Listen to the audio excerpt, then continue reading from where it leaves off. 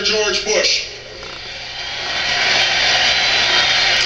We measure the strength of our economy not by the number of billionaires we have or the profits of the Fortune 500, but by whether someone with a good idea can take a risk and start a new business, or whether the waitress who lives on tips can take a day off and look after a sick kid without losing her job.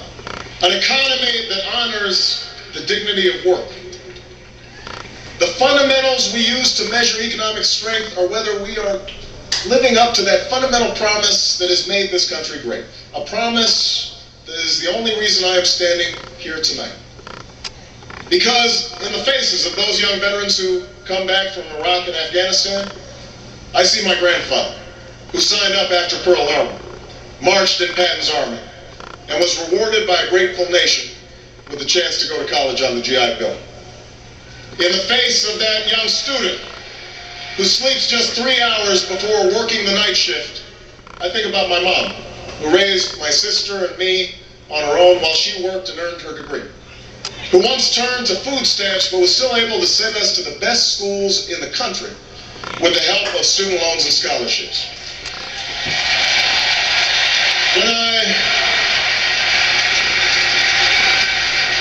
When I listen to another worker tell me that his factory is shut down, I remember all those men and women on the south side of Chicago who I stood by and fought for 2 decades ago after the local steel plant closed. And when I hear a woman talk about the difficulties of starting her own business or making her way in the world, I think about my grandmother, who worked her way up from the secretarial pool to middle management, despite years of being passed over for promotions because she was a woman. She's the one who taught me about hard work. She's the one who put off buying a new car or a new dress for herself so that I could have a better life. She poured everything she had into me. And although she can no longer travel, I know that she's watching tonight and that tonight is her night as well.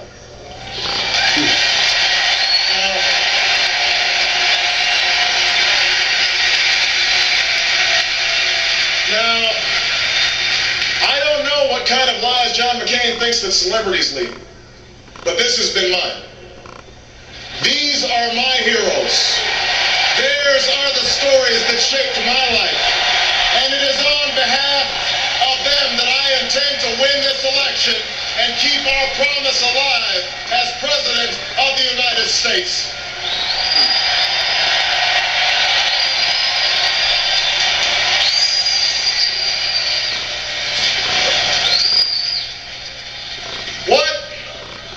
What is that American promise? It's a promise that says each of us has the freedom to make of our own lives what we will, but that we also have obligations to treat each other with dignity and respect. It's a promise that says the market should reward drive and innovation and generate growth, but that businesses should live up to their responsibilities to create American jobs, to look out for American workers, and play by the rules of the road.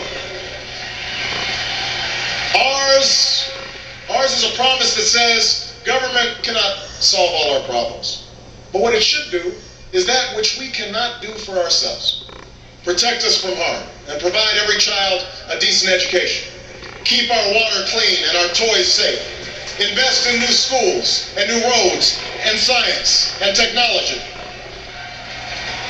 Our government should work for us, not against us.